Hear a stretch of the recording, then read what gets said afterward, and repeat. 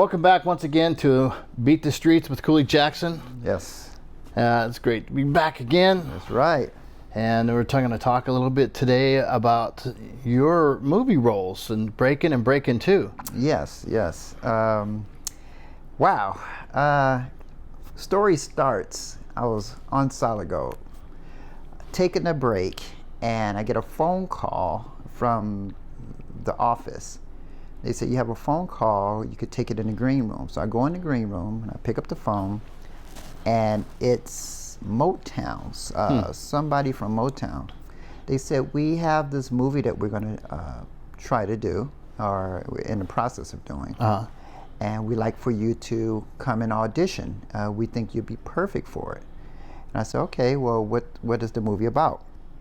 And so it's a guy, he does karate, and we will explain it to you and get you the script, and we can talk about details from that point on. I said, okay. So I go to the audition. I get there, and it wasn't really an audition. It was kind of like it was a room. It was pretty dark. I had to do a little bit of martial arts, and I read the sides. And the movie was called The Last Dragon. Yes.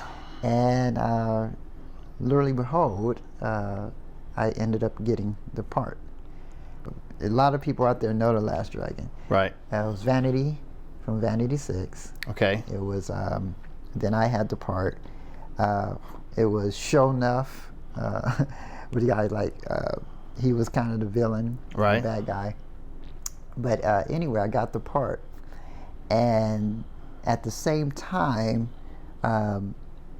they were a guy named David Zito, who was one of the producers for Canon Films, or hired by Canon Films to do a Breakin movie.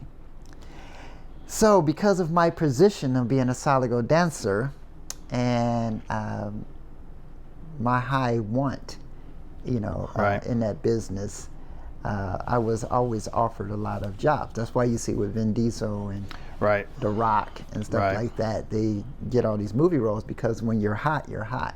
Right. And I was Solid Gold in the 80s, was pretty hot, so I was getting all these offers. So I said, yeah, I want to audition for that. So I ended up going to a place called Ships. It was on La Cienega Boulevard, if those who know LA. So we sit in a booth, and I'm with 5 or 6 other writers, and David Zito was there. David Zito was from New York, and he said, just tell them about your life, about dancing. So I tell them what we say on Beat the Street, how we started off, and all this other stuff, and go through the whole scenario, and they're just writing and stuff like that. Make a long story short, once they started casting, they gave me the part of Turbo.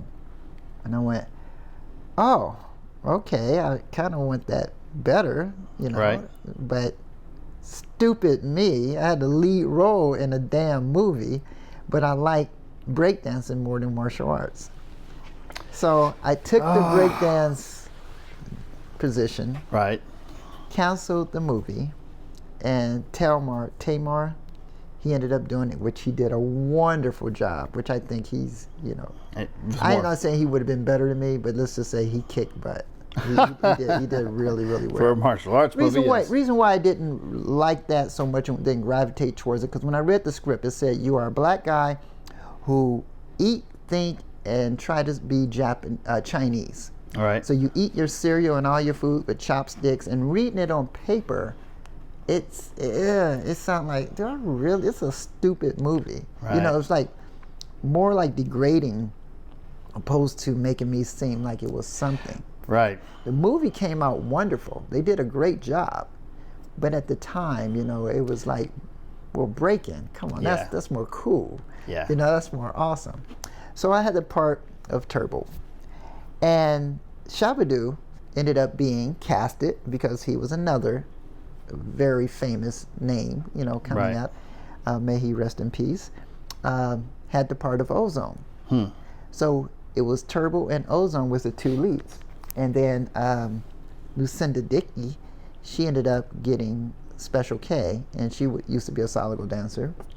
And so I was feel comfortable with the zone with friends, you know, and Right. stuff like that. So we do a comparison, and Shabba-Doo and I end up going on Solid Gold, and we perform with Marilyn McCoo, and we danced to Footloose. Right. And I was Turbo, he was Ozone, and that was the whole first start. So when I talk to people, I say, hey, that's the proof. That's why we're on here. We're promoting the movie. Right. Once they got wind of us together, they said, you guys look like best friends. You look like bros. Yeah. We looking for somebody who looking up to Shabba-Doo as a mentor. Right. So You were more of an they equal. said, why don't we make you electro rock? You could be the rival gang. And I said, okay, that'll work for me. I understand that. Then all of a sudden, Shrimp come in, and Shrimp killed it. Shrimp is freaking awesome. He to be honest with you, he did Turbo better than what I would have done. Right. I would have took it a whole different way, but Shrimp killed it. And that's my brother for life. I'm so proud of him, and he did a real good job. So I think the casting was perfect with that. Right. But Electro Rock, I was like, God, that's kind of perfect. So it was Sugar Pop, me, and Little Coco. We were Electro Rock. And we will show you again. We'll show you pictures that we have. And we ended up doing the opening scene.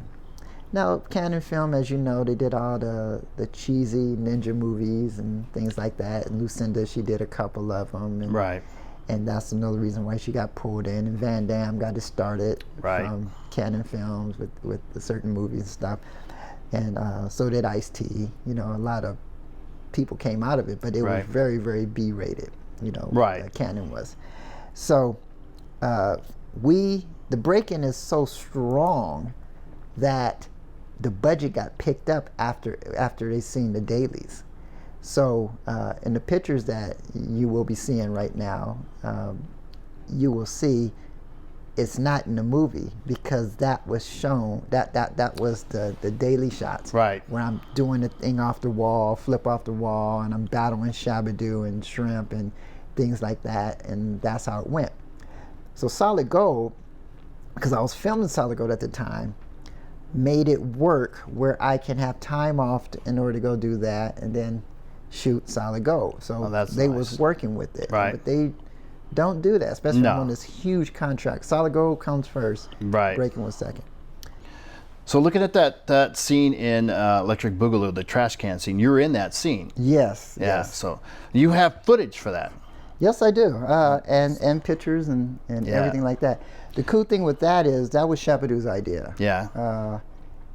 What Steve Notario, I think his last name Notario, Steve. He has his dance group. They used to perform with Liza Minnelli, Right. and they had these routines with nunchucks. Right.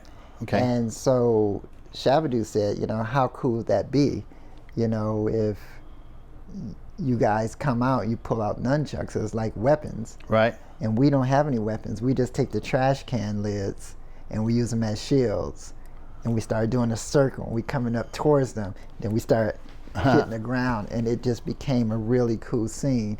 And then all of a sudden, and if you look very closely, I always tell people this, I could see it, but no Right. one else could see it. But it's a part where we take the nunchucks, we split under their legs, and we throw them, and they go in the trash can. Oh, that's incredible. Well, Kane was the one who I was supposed to have been battling. Right. Well, actually, I battled Smokey, but at that trash can scene, I was in front of Kane. He just standing there holding nunchucks. And because I had to leave to go do Solid Gold. Oh, no. So I'm not in that scene. Oh, no. I'm in the scene and stuff like that. All of a sudden, I'm gone. So it's all over the place. So, well, they had to continue shooting. Right, right. But they shot from the other angle, so you see Shabba-Doo and Shrimp go under their legs. Right. And you just see Kane just standing there. It's like so funny. It's like, I see it every time. Every time I look at it, I'm like, I should have been right there. Right. Well, let's take a look at that real quick. I'm going to Yes. cut to that scene and show our viewers, and then we'll come back to it. Yes. Come on! Hold on, Jack! Hold on, man! I'll get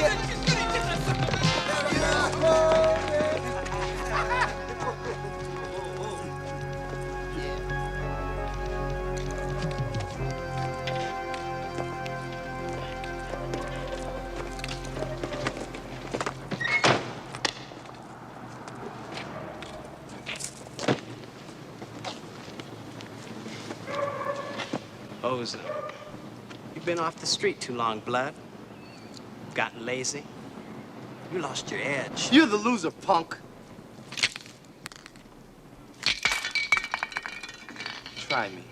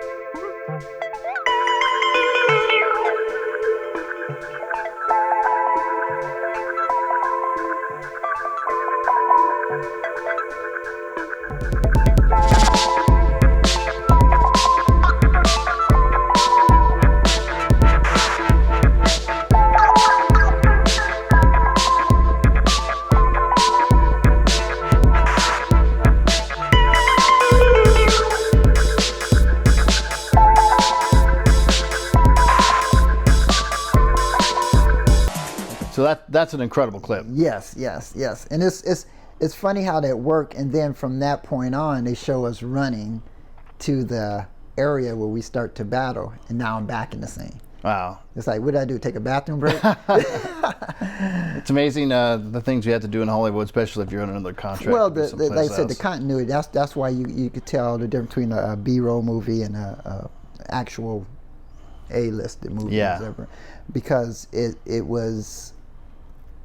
they shot it to be in that professional revenue, that Right. professional way, but they didn't take it in consideration that you can't fool certain people. Right. I always watch, Jane the Virgin, which I love that series. It's real Right. good. If you get a chance to see it, you guys check it out. It's on Netflix. But I'm watching it, and now I look at certain scenes. So they have a baby. The Right. baby is looking up. Then they cut to the other person. The baby's doing something else. Yeah. I have a pacifier in their mouth. Yeah. They look up, and I'm like, see, those are the consistency that that slips by. Yeah. Well, Breakin did a lot of that. They did a lot of slips, a lot Yeah. of buys. They filmed that. They present it to whomever, let's just say other studios. MGM, from what I was told, MGM picked it up. Gave them a bigger budget. Right. Fired the director. Oh, wow. Hired another director. He didn't want to use the old director stuff. Oh, wow. So there's all that footage is gone. All that tremendous footage is gone. He went to reshoot it. Yeah. Solid Gold wouldn't give me the time off again. Mm. Then that's when they see the Venice Beach scene. And then I wasn't Electro Rock. They got my other two homies, Pop and Pete and Bruno. Wow. Now I would have been with them, but I wasn't available. Right. So it was just those two. And then they reshot everything. And once again, they did a wonderful job. Casting was perfect. Right. Had I been a part, and then they got Anna too, which she's amazing. So I ended up doing a cameo appearance, and that's what you see Right. in the movie now, that I have a cameo parts throughout the whole movie, which people recognize me like that because I was on a major television show Right. and things like that. And but it makes me think I should have just stuck to my guns, because of today I would have a movie under my belt with me. Right. My movie, Right. starring me. But goes to show you never know what comes down the pipe, if you follow certain situations. Yeah. But the movie has hit such a high, such a staple in life. It set the format for street dancers. And all my friends, that I grew up with, we were able to get a start of it. And Right. just to be a part of it, I feel honored. But it would have been a bigger part of it if it wasn't for contract disputes, if I would have stuck to my guns and did other things. Right. But then, I did Last Dragon, I wouldn't have been in Breakin. That's true. Probably would have been in Electric Boogaloo, which is Breakin' 2. I like to speak on that. If you notice in Electric Boogaloo, Poppin' Taco, who was Electro Rock, is now in TKO. So a lot of people don't understand that. Electro Rock is a whole different group, which is okay because rivals can change, members and stuff like that. Right. But once the arrival in the first one, Breakin', ended up joining TKO, and it was me and Bruno, but Pete's not in it. So the sequence and keeping everything together is really off, but it still worked. But their intentions were to have Electro Rock be me, Pete, and Bruno, but they got with the other guys, Steve and Smokey, and so Anna, she stayed in the group, Electro Rock. But make a long story short,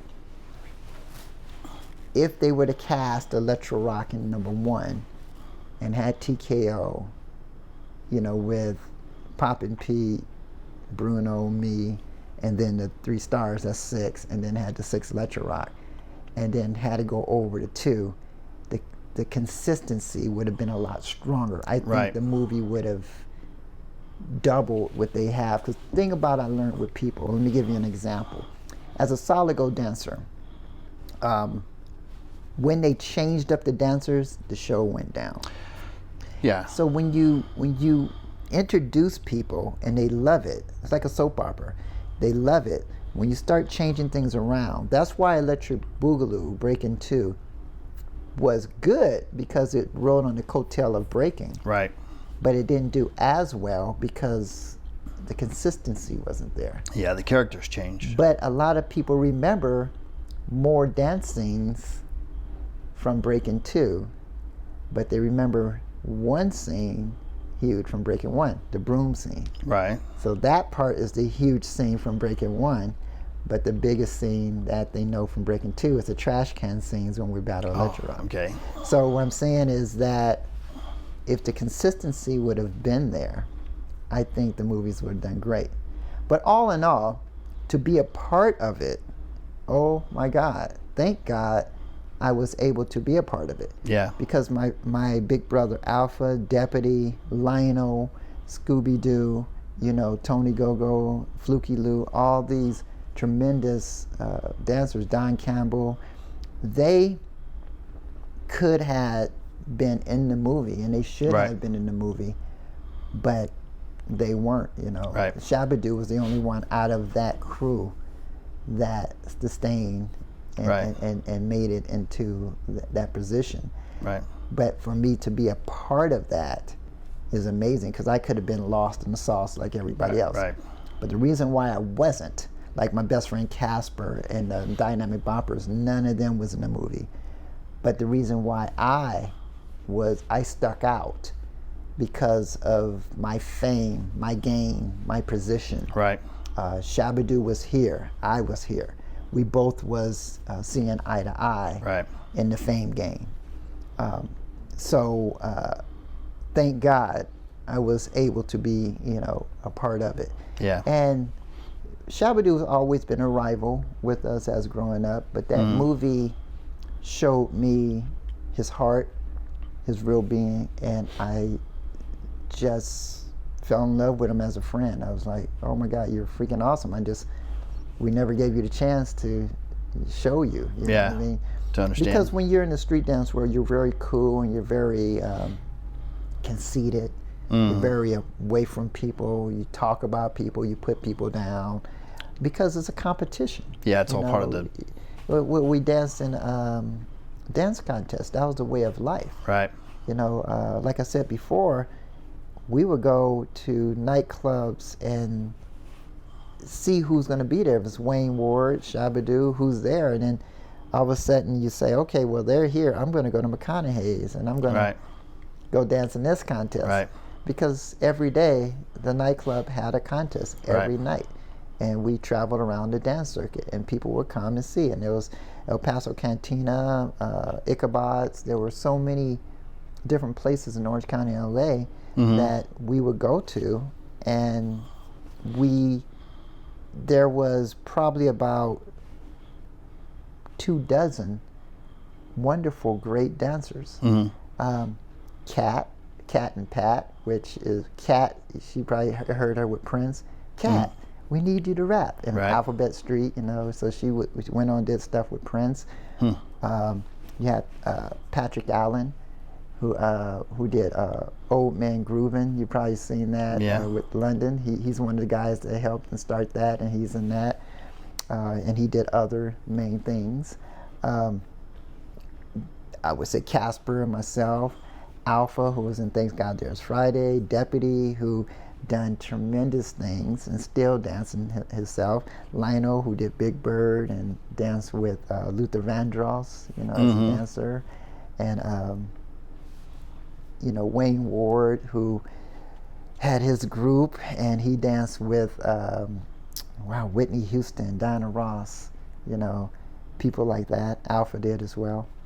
So what I'm saying is there's a lot of people who came out. And then you mentioned before in the last episode how humble I am. So as once I did Breakin', and I did a lot of things, other things started popping up after, because I was still with Solid Gold. And I got another addition that I'm going to add to this episode is it was called Black Achievement Awards. And the Black Achievement Awards was just that. It was an award show that was the achievement of black actors, dancers, singers. It was hosted by Robert Guillaume. He played Benson. Oh, yes, sir. And Yes. it was Marilyn McCool. Right. At the time I did this, they were the host. And it was Cooley, Jaxson, and the Universal Street Dancers.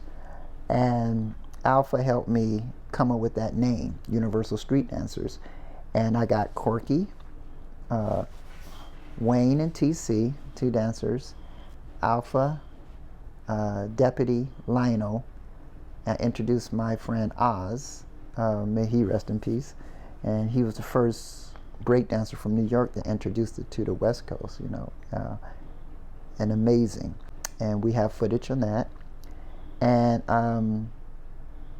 the cool thing is I've always tried to introduce my friends and show the world that I'm not the only one that does what I do. Right.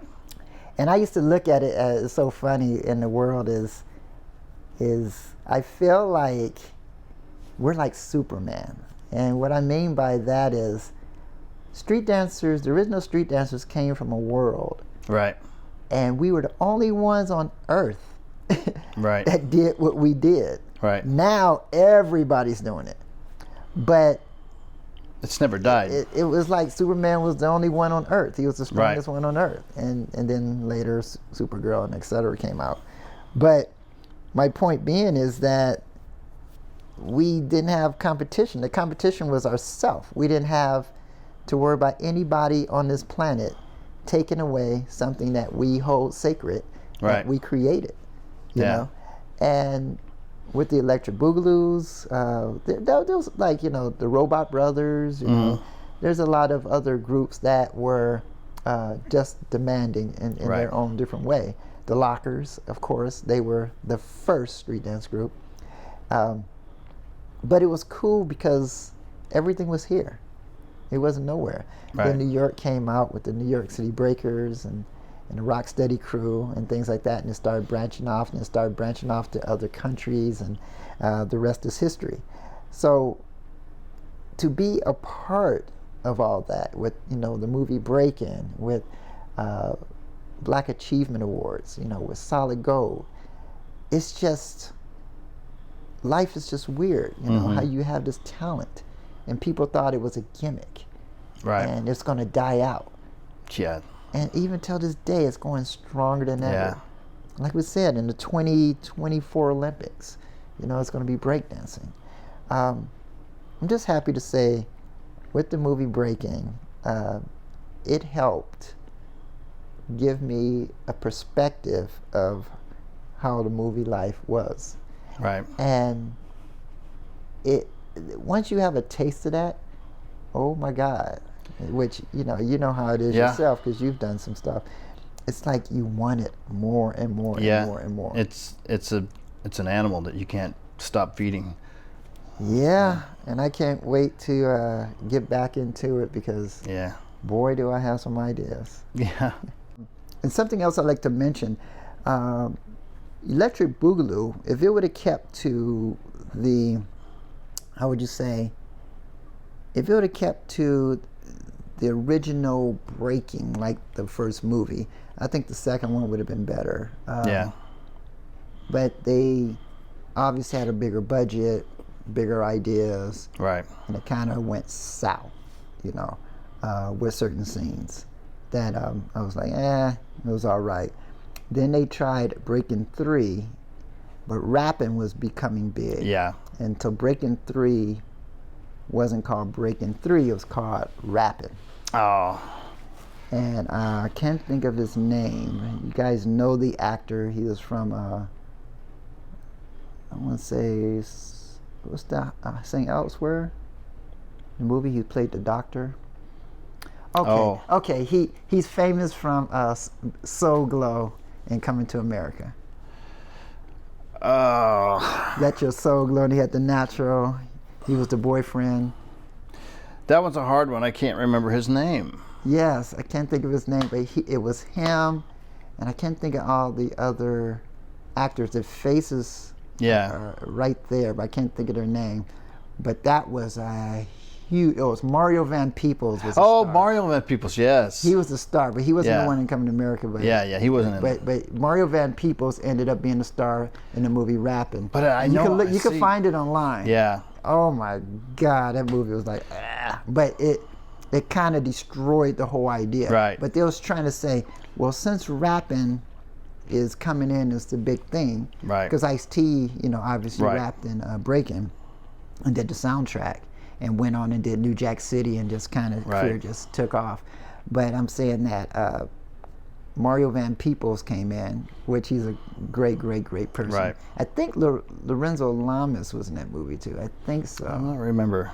I can't remember either. But nevertheless, Mario Van Peebles and Lorenzo Lamas, very good friends of mine. I love those guys. Yeah. But what I'm saying is that if they should have went to Breakin 3 and they should have made a better story and they could have integrated rapping with the Breakin instead of just only trying to do the rapping, and it just didn't hit. Also, in that time and era, to close this out, we were battling against another breakdance movie called Beat Street. This is Beat the Street, but it was called Beat Street. So New York. Oh yes, Beat Street. Beat Street, yeah. Beat Street was trying to get their stuff out, and Cindy Poitier was the executive producer. So they had a bigger and better budget. Yeah. But their storyline didn't do well. Yeah. And their second movie was Crush Groove, which did better with Sheila E., Run DMC. So they had a lot of headliners. LL Cool J was introduced into the Beastie Boys. So that was a better, movie in the end. But Beat Street could not hang with Breakin. And it also pretty cool because LA had Breakin. Right. And New York. New York had Beat Street. Yeah. But it should have been reversed. Right. Because Breakin started in New York. Oh. They should have been called Breakin, and we should have been called Beat Street. Well, it's interesting when you create a movie that really takes off and people kind of gravitate to it, how a lot of Hollywood and others kind of run on that ours tide. came out first. Yes. And it was a better story. Right. So that's what made it, Right. you know.